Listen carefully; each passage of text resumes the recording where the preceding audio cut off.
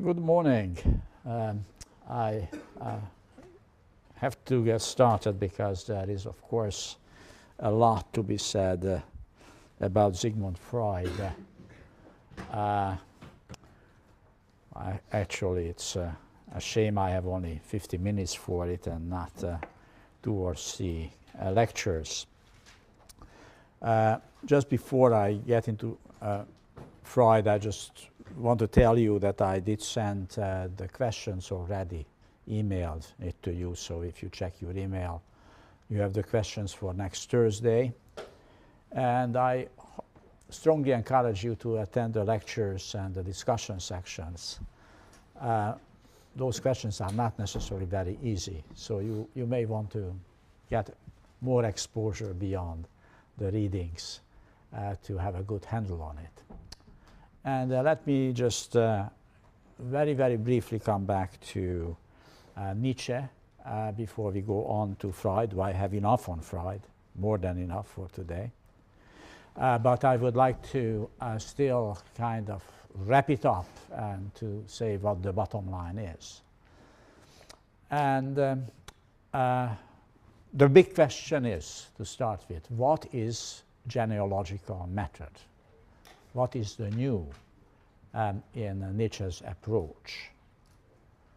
And it should be clear from the writings and from the lecture, and I think from the discussion sections, right, that what he is suggesting that in the genealogical method, you will take an ideal and a moral principle, what you think is the right idea.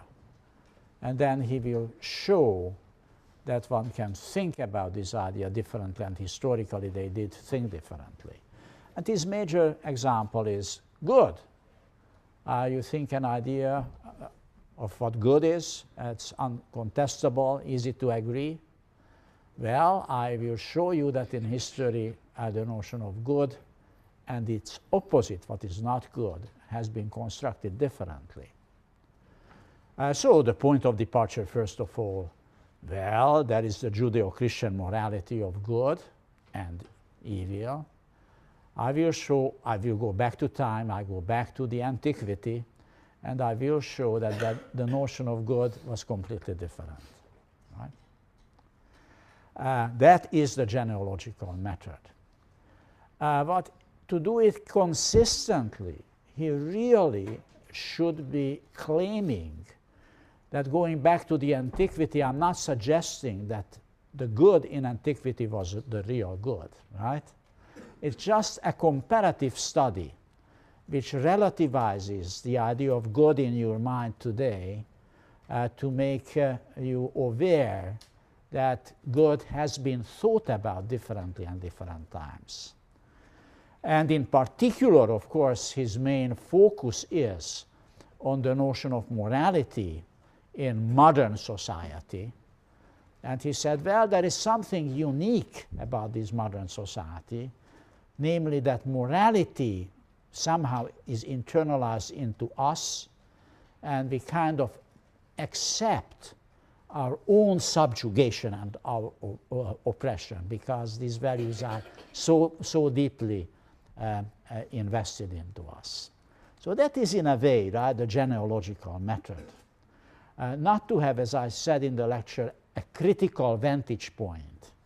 Try to get away that I will give you the real universal definition of good, and I will criticize any question of morality from a universal concept of morality. That's not what he does. Right? His major aim is to show that all moralities, all conceptions of moralities, all conceptions, what is justice, what is fair, what is humane, has been manufactured, right, in the workshop of ideals. And this workshop of ideals is a dark place where actually coercion, torture, is being used to manufacture these seemingly great ideas. It's all about control over humans. That's in a nutshell, right, what Nietzsche is trying to do. So let me just make a step back to Marx and foreshadow a step forward to Freud. So this Nietzsche has really little disagreement with Marx's theory of alienation. He said, well, as long as Marx is saying that in the modern world we are alienated because we are not masters of our own fate, I agree with him. Right? We are alien in this world and we do not have power over our life. External conditions act like if it were nature as thunderstorm and determines our life. He agrees with this diagnosis, right, of modernity. His problem with Marx is that Marx comes to a solution, right? Marx says, well, I know what human emancipation will be. I know what good society will be. And I know who will get us there, right? The proletariat. And he said, this is, this is churlish. That's no good, right? I won't do that. I won't fall into this trap, right? I will not manufacture another ideal because my workshop where ideas would be manufactured would be also a workshop which smells, right, and which is full with coercion, and I would subject others to torture, mental or physical torture. In the good old days, that was physical torture. Today, it's worse. It is mental torture, right? That's in a nutshell, right, what he's trying to achieve. Of course, there is no Freud, there is no Weber, and there is no Michel Foucault. There is really no modern and postmodern social theory without Nietzsche's insight. This is a radicalization of critical theory, right? Critical theory, we've talked about this, right, from Hegel to Marx, was a critique of consciousness, that what is in our mind is a distortion of the reality, right? And therefore they were trying to subject human consciousness to critical scrutiny. Nietzsche does it the most radical way. He said, I am capable to show, right, the shortcomings of our consciousness without showing you what is the right consciousness, right? That's the project. Now, Sigmund Freud has a lot of similarities with this, right? He's also a critical theorist, and he says, well, what is in our mind comes very deep down from the repressed. And I will show you, right, how if this causes you neurotic responses, I can actually cure you. By the way, just I let you understand what has been repressed in your life experience, and then you can do something about yourself. So that's in a nutshell Sigmund Freud's contribution. So it basically follows closely to Nietzsche's ideas. And in the piece particularly what I ask you to read today, one of the pieces, right, Civilization and its Discontent, he's struggling very much with the problem Nietzsche is struggling with. He shows modern civilization as repression, right? At the same time, he does not want to reject civilization, right? And he's tormented, right? How to evaluate civilization, right? And well, he probably is not going as far as Nietzsche does. We will see that when it comes. Okay, this is Sigmund Freud, and it's a good advertising. Don't smoke. You have his cigar. He has actually oral cancer. He was suffering from it during the last 20 years of his life and eventually committed suicide. And the cancer obviously had something to do with his cigars. So don't smoke, right? Freud was one of the giants of 19th and early 20th century thought. Many people who would name the intellectual giants of this time 19th century, would name 3 names: Charles Darwin, Karl Marx, and Sigmund Freud, right? These are the 3 thinkers which made rethink ourselves, who we are, where we come from, and what is the nature of the society we live in, the most radical ways. Okay, let me talk very briefly about Freud's life. He was born in 1856 in what is now the Czech Republic, Moravia, southern part of the Czech Republic, in a small city called Přibor. His father was a Jewish wool merchant. He was already married to his 3rd wife. Was about 20 years his junior. He was a pretty dominating figure. The mother was, on the other hand, a very sensitive human being. In some ways, Freud's troubled relationship with the aging authoritarian father and with the soft-spoken, kind, forthcoming, and warm mother does explain a lot about his thinking about human life. Very soon after he was born, they moved away for Přibor. First, briefly, they were in Leipzig, and then they moved to Vienna.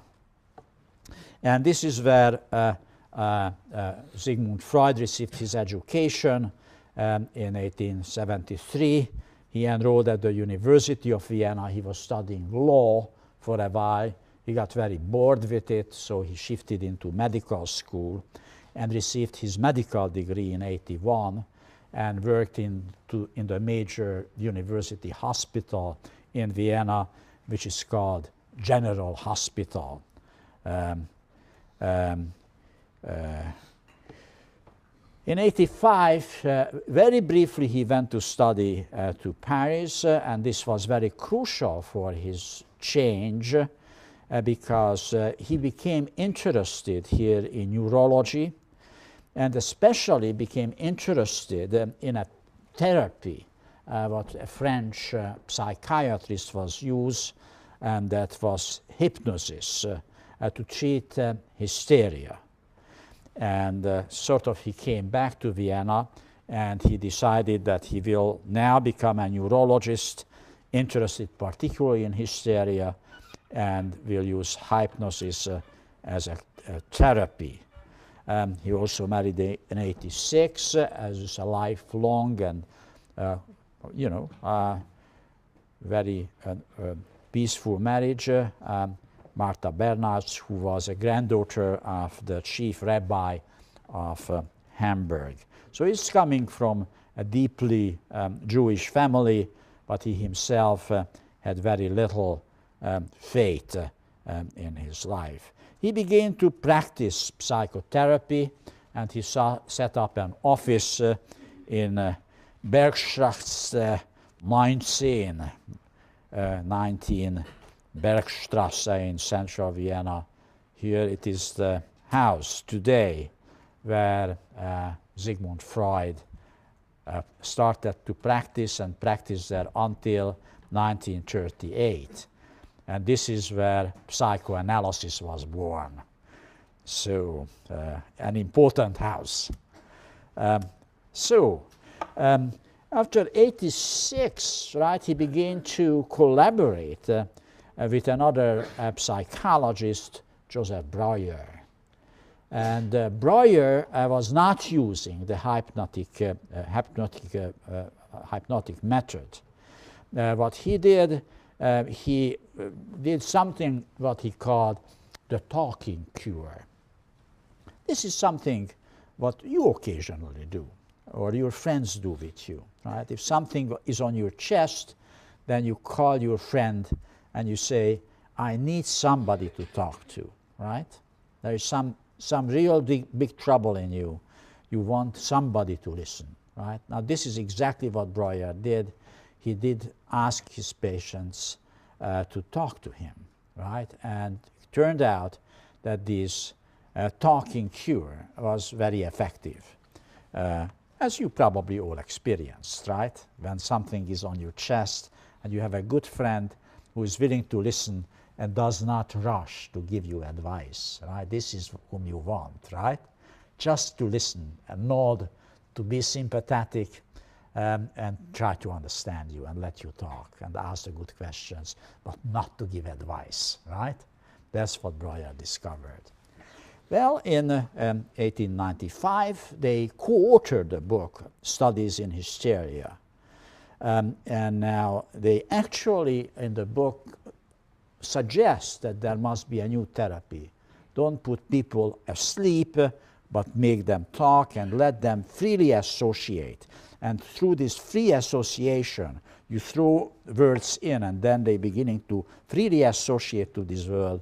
You actually can uncover, they beginning to use the term unconscious. That is an unconscious level in every individual, and with this free association, you can dip into the unconscious. And in fact, it was Freud who, in doing this, practicing this with patients, also began to understand that a lot of stuff in the subconscious has something to do with sexuality. That it is, unsatisfied, unachieved sexual desires, which are kind of repressed into the subconscious. And then, through these free associations, he was digging into the unconscious. He began to discover a lot of sexual stuff. And then 1 year later, this a very important day in the history of modern social thought. In 1896, he finally has a name for what he does, and he calls it psychoanalysis. Here it is. If you have not seen this picture yet, you should. This was the famous couch. That's where the patient had to lay down, and Freud was sitting in an armchair and listening to what they got to say, and asking just a couple of probing questions. But the essence of psychoanalysis is that you do not solve the problem for the patient. The patient has to find its own solution. The psychoanalysis will know what the problem is eventually, will lead you there, bring it from the subconscious into the conscious, and then it is as it becomes conscious, you suddenly realize you can deal with it. Now about the later work, just very briefly, it's voluminous. In 1899, he published a book which is called Interpretation of Dreams. And it's, to a large extent, is analysis of his own dreams, but also the dreams of some of his patients.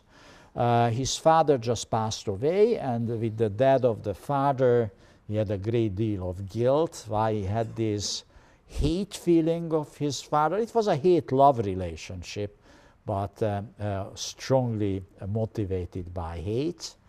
He began to analyze himself and trying to figure out what his problem with his father was and what his relationship with the mother and father was. And interpretation of dreams is a very important step in this direction. And the fundamental idea in this path-breaking book, that in fact dreams are not accidental. Dreams are the time of this little window of opportunity when some of the stuff from the unconscious tries to come up into the conscious. So therefore what he did, he made people to remember their dreams, and then he tried to help them from the material which was surfacing from dreams to understand their subconscious. In 1905, there is another major breakthrough. He's publishing The Pathology of Everyday Life, in which you all know this term, the Freudian slippage, when somebody just by accident got something wrong, slips his tongue and says something differently than it should.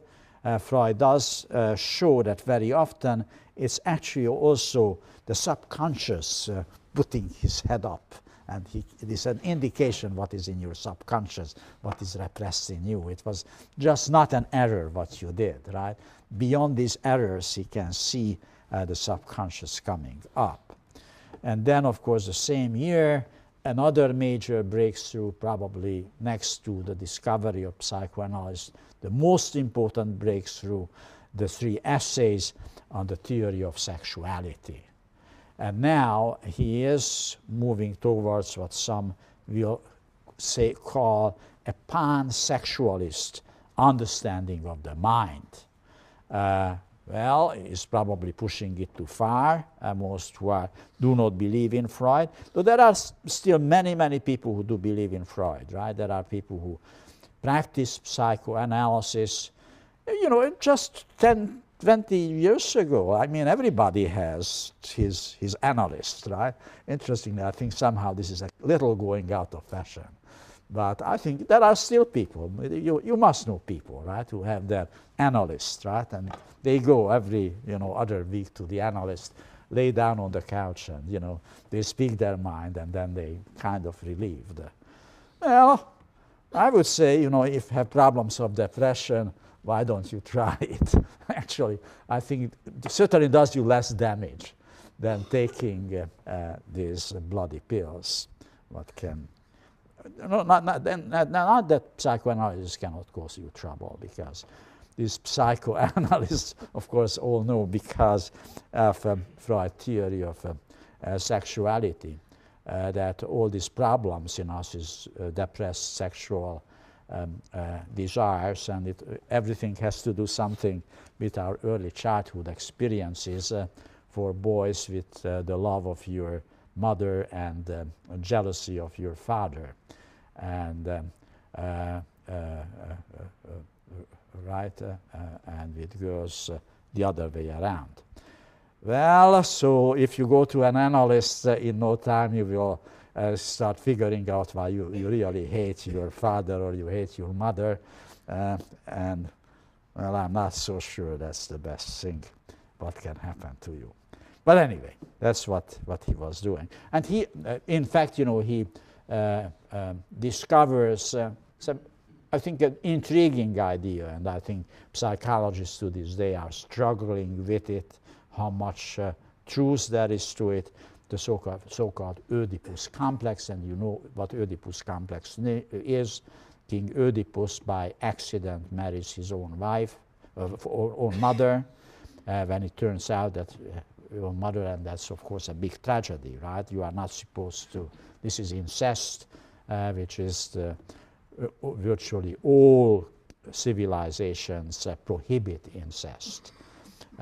Well, and this is Oedipus complex, that we are always in love with our parents of the opposite sex and jealous of the other parent, right? And the Oedipus complex also means that we have a desire to kill our father in order to have the love, in fact, sexual love of our mother, if we are boys, and vice versa for girls.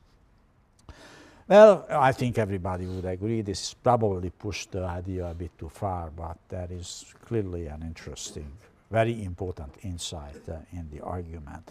Then in the later work, he is moving more towards metapsychology. Now he tries to explain the functioning of society rather than just individual psyche. The first major step in this direction is 1913, when he published the book Totem and Taboo. And this is about the origins of a fairly primitive society, the transformation from a kinship networks to a tribal, larger tribal society. And he explains in this book the origins of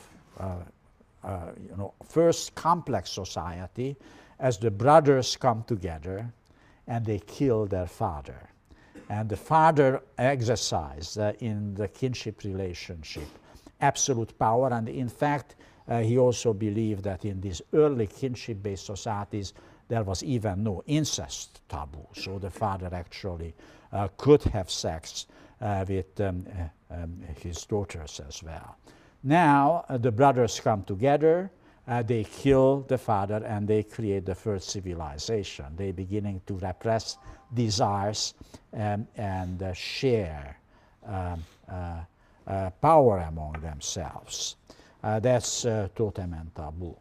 Then he writes two important conceptual pieces beyond the pleasure principle, 1920 and Ego and Id, and I asked you to read some of it, 1923, which are kind of important conceptual elements. And I think this all culminated in his Civilization and Discontent, 1930, which arguably, if you are not interested in individual psychology but the theory of society, this is his most important book. Was very big success and has not been out of print ever since.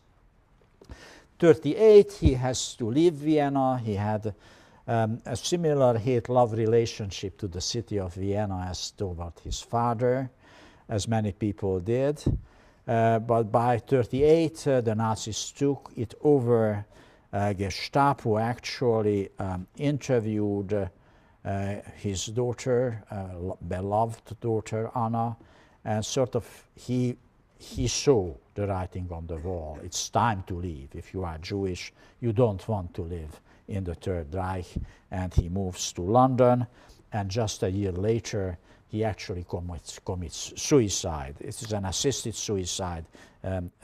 His doctor helped him to get rid of the pain he was struggling with for a very long time.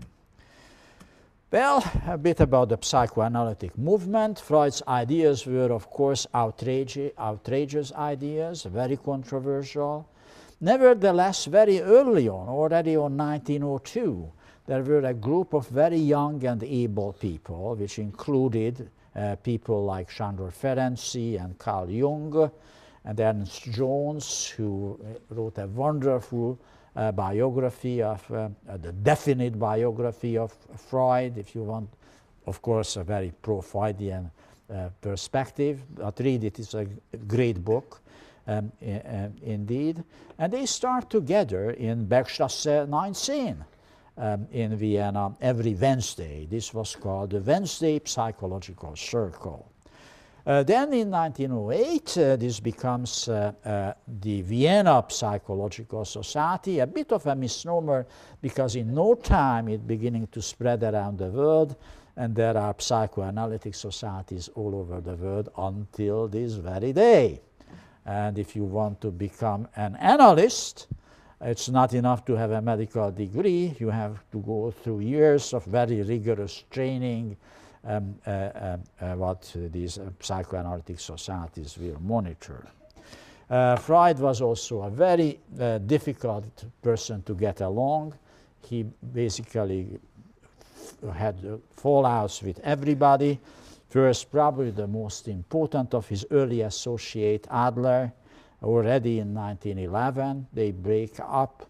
Then with Jung, Adler, Jung, next to Adler are the dominant figures of psychology in the first 2 or 3 decades of the 20th century.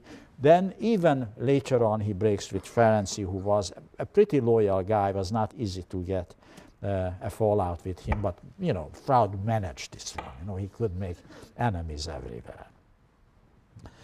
Okay, then really the person who was running the show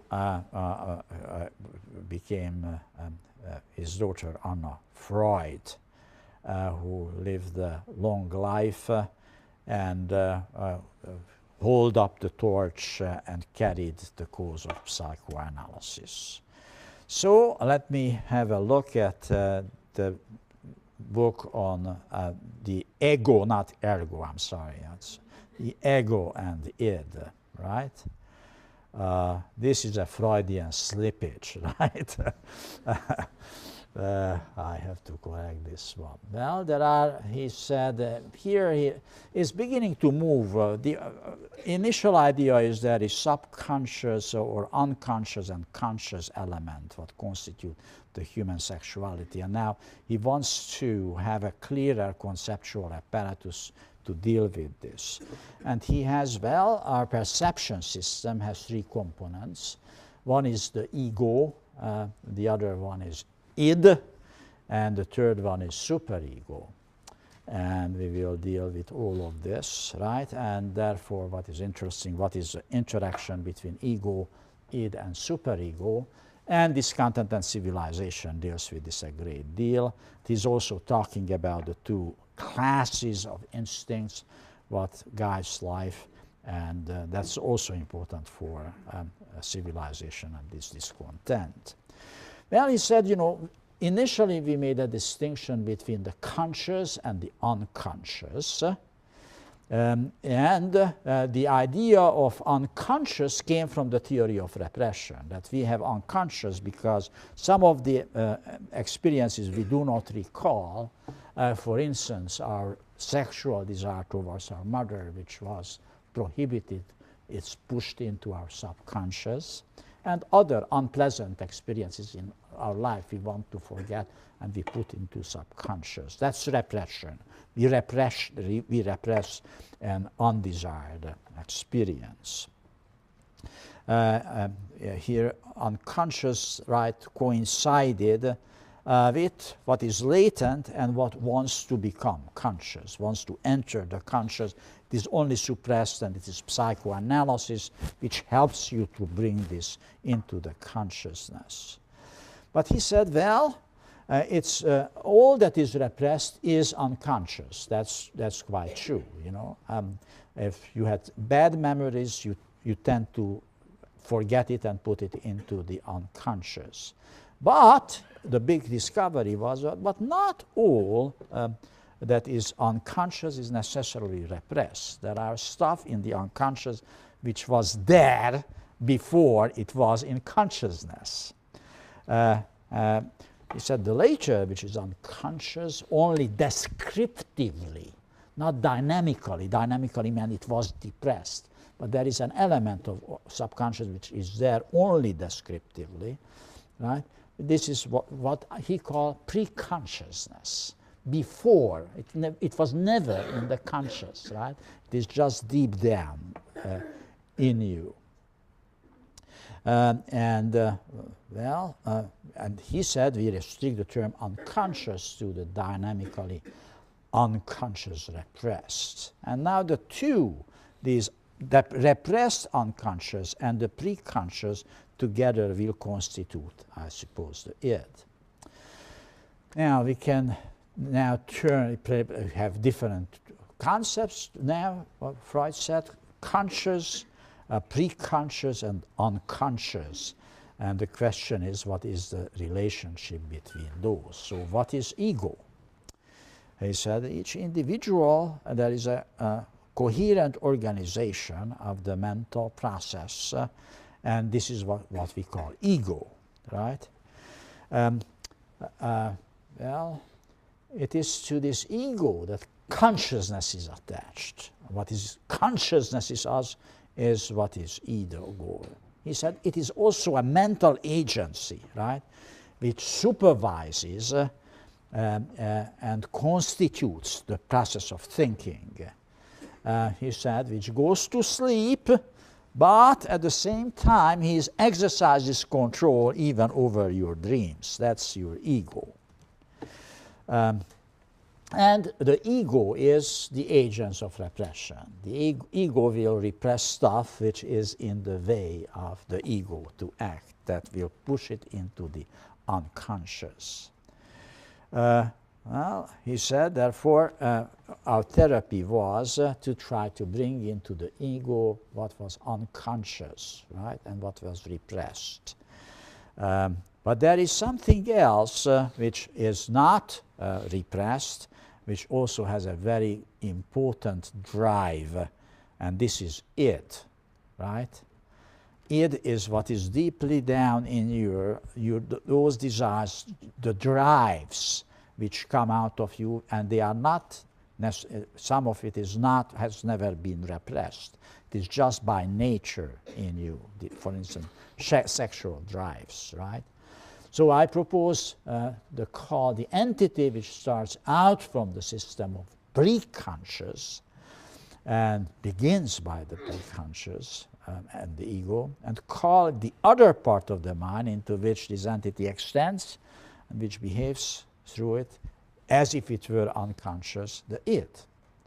It's unconscious but not repressed, or a combination of repressed and pre-conscious. Well, he said the ego is very sharply separated from the id. It's really, the id is below the ego, and that's this is probably the best to grasp what he said. The ego's relationship to the id is like a man on a horseback, right?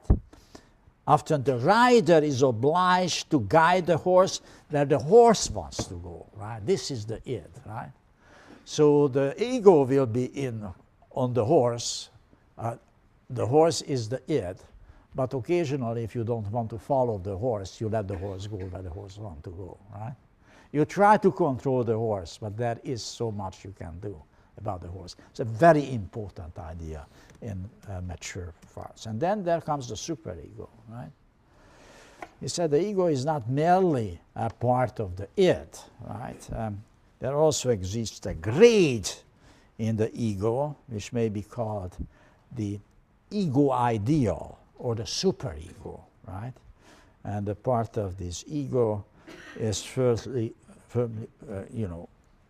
connected to the consciousness. And well, the superego, right, is he said, is part, a residue of earlier object choices of the id. But it represents an energetic reaction formation against those choices. It is what tells you what you should be, not what you are. The ego tells you who you are, right? The ego tests the world of reality and tests what you can achieve under the conditions of reality, right? The superego is that part of your consciousness which actually will tell you that what you should be, right? Adam Smith, you remember Adam Smith, the theory of moral sentiment. There is somebody inside you who is watching you and makes a judgment on you whether this is right or wrong. The idea of superego is very similar, right, to this Adam Smithian idea. Well, psychoanalysis, he said, was criticized for ignoring the higher values in human life and talking only about sex and so on and so forth. He said this is all wrong. We are very aware of the existence of the superego. And there is a complex interaction between ego, id, and superego. Well, the ego is essentially repressive. It essentially represents the external reality, the external world as such. The superego, on the other hand, represents the internal world. Your own view, what you would want to be, though you cannot be, partially because your drives are dirty, right? And your ego does not let you to achieve that, right? So actually what belongs to the lowest part of the mental life, right, this suppressed stuff, is turned into what is the highest in the human mind, right, the superego. Well, there are also two classes of instincts. One instinct, what he discovered early in the work, is what he calls libido, right, the sexual desire and the desire to live and survive and self-preservation. But there is another instinct in us. discovers he somewhat later in life. And this is the death instinct, that thanatos. So there are eros and thanatos. One is what makes us live, the other is destructive, wants to bring us to death. And the human life and the human history can be understood as the struggle between the eros and thanatos as such. Sadism is a good example of thanatos, and he said.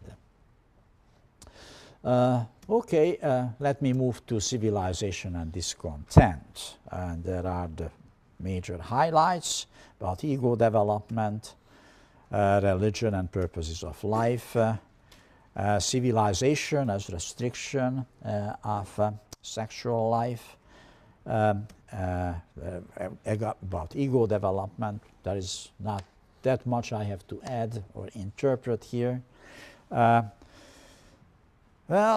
He said the ego eventually evolves in us. It's not just given in us, right? It sharply differentiated. I can say this person has a strong ego. You present your ego very strongly, and your id is being hidden from, if I can put it with Irving Goffman, right?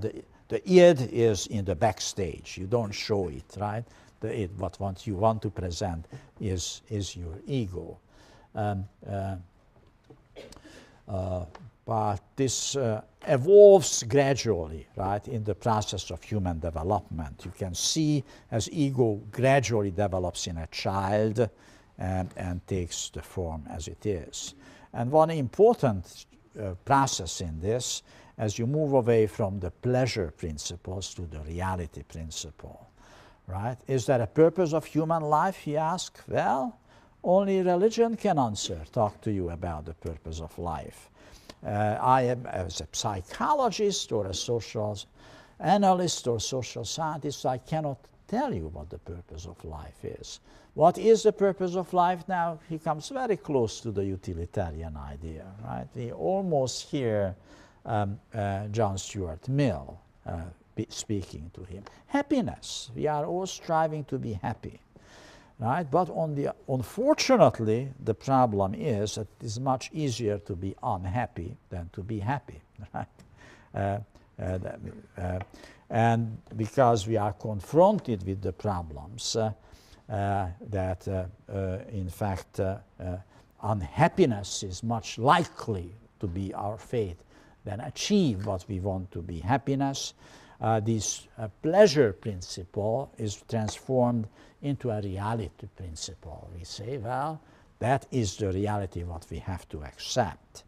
And we have to escape this. We need to have this reality principle to bring our unhappiness under control, to be able to survive the sufferings. We have to have a sense of reality. And this is the taming of the ego. This is now we come very close to Nietzsche, as close as Freud ever will be, right? And the sublimation of instinct, that's all what civilization is all about, right? The feeling of happiness is derived from the satisfaction of wild intellectual impulses, untamed by the ego. The blonde beast, right? That's where the real pleasure comes from. But it has to be tamed, right? Here comes, right, very much the Nietzschean idea. And this is happening through the process, if one wants to escape it, then you do it, you become maniac or intoxicated. If you cannot face the reality, then you drink, right? It was too much, so I go to the pub and I order a double scotch, right? And then I relax, right? Intoxication is the way how to avoid reality. I get drunk. Many people get drunk. Very bad idea, because actually it will make it worse. Your unhappiness, as soon as the first few minutes of happiness is past, will be just worse. Well, and another way to do it is sublimation, right, of the instinct. You suppress and ennoble in some ways these instincts that were actually you move into the sphere of fantasies. You fantasize rather than live out your depressed desires. And this is the mechanism of fantasy which creates art and science, and the most noble human activities are actually sublimated, unsatisfied desires, right, which came from the ego, came from the id, the ego confronted with reality and then suppressed it and then was sublimated into these higher elements. Where he has a very nice quotation from Goethe on an unpublished poem, and not surprisingly unpublished. This says, the people who have science and art also do have religion. Those who do not have either science or art have to have religion. Now, it's a very interesting idea. In fact, I don't think it is totally obvious how you have to interpret, especially the first part. I think it's a way one can interpret the first sentence, where Wissenschaft und Kunstbesitz hat auch Religion. It basically means, well, you know, science and art is a sort of a religion. And if you are actually a scientist or of an artist, you have your religion, you even don't have to be religious. But if you have no science or no art, in order to make sense of the life, you need religion, right? And that's, I think it's not surprising that he never published a poem. Well, Freud pushes far. He is also anti-religious, and he said, well, indeed, religion is just mass delusion, because it does create the impression, right, that you can actually mold reality, that there is purpose of life, probably not in this earth, but beyond that, and you will be able to achieve that. That's why he calls it mass delusion. You don't confront reality, right? You do not develop your reality principle sufficiently. And of course, he also calls this infantile. Infantile because you create the figure of the God, the Father God, and he said this is exactly the young infant's reaction, how to respond to danger, and the reality to hope that you will get protections from your Father. And he said this is exactly what religions are calling upon, you know, when you address God as my Father. Okay, there are different sources of unhappiness. First of all, the nature is source of our unhappiness, is superior.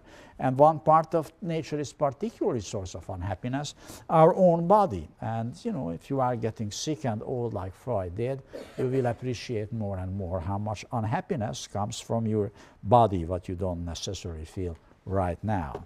But wait 50 more years and you will. Okay, and there is the biggest unhappiness actually comes from human relations. So again, something which resembles very much the young Marx alienation, as alienate from your fellow human being, and of course very much to Nietzsche, right? That the problem is in human relations. Now, the question is how on earth we can solve this problem of human relations. And because we have this big problem, right, in human relations, people start blaming civilization, like, you know, Nietzsche did.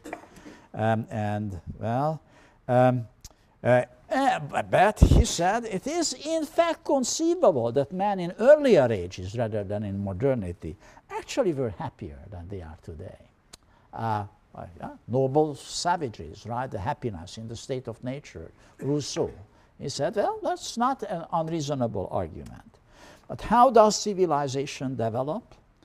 Well, he suggests he's proceeding toward more and more control over the external world, but also towards extension of the number of people included in the community, therefore more and more control over other people, right? This is sort of civilization is a technology how to be able to control more people, control nature and more people. Yes, we already talked about totem and taboo. You will see this on the internet. Anyway, all culture, all civilizations are coming from repression, and this is a very important insight, very similar to Nietzsche's critique, right, of morality. And in particular, civilization restricts sexual life.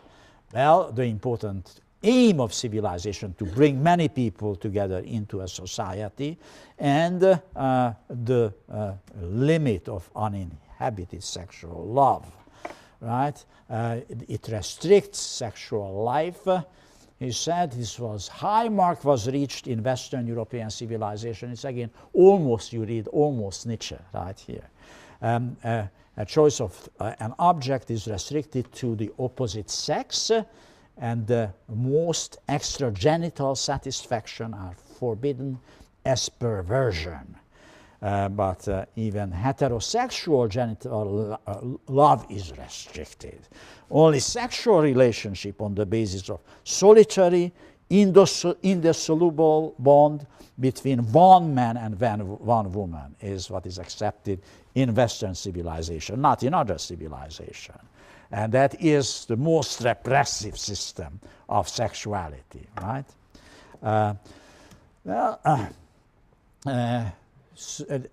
Right, and there is actually more to it rather than repression of sexuality. You know, it has to restrict all other kind of drives which is coming from the id. It teaches you, right, to love your neighbor and even your enemy, which is, in his view, right, impossible. We have to control somehow aggressivity. Homo hominem lupus. Man is the wolf of man. Right? This is kind of Hobbesian theory of human nature. Deeply down, we are actually. There is also a critique of Marx. Marx thinks there is an easy solution. You eliminate private ownership, and Homo hominem lupus will be solved. He said this is naive.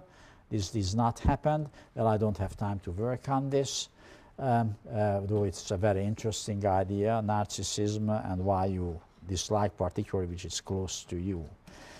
I think I probably just have to leave this here and just finish with the note suggesting that he is actually very troubled. He shows the repressive nature of civilization, but he does not want to buy into the Nazi anti-civilization, right? And he said, well, I am not suggesting the superego is not necessary. Superego is necessary, but I'm concerned about the superego to be tyrannical, right? And let's try to find a middle way, right? In which, let's not be naive, the id gives bad impulses and they have to be controlled by the superego, but the superego can go too far and too much. So kind of tries to walk a narrow way between Marx and Nietzsche. All right, thank you. You think an idea of what good is, it's uncontestable, easy to agree. Well, I will show you that in history the notion of good and its opposite, what is not good, has been constructed differently. So the point of departure, first of all, well, there is the Judeo-Christian morality of good and evil. I will go back to time, I go back to the antiquity, and I will show that the notion of good was completely different. Right? That is the genealogical method.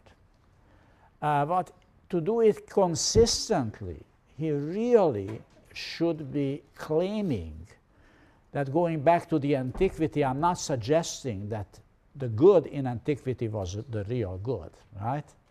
It's just a comparative study which relativizes the idea of good in your mind today does.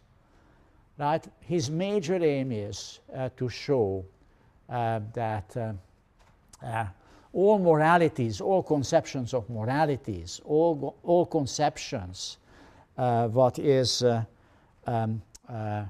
justice, what is fair, what is humane, has been manufactured, right, in the workshop of ideals.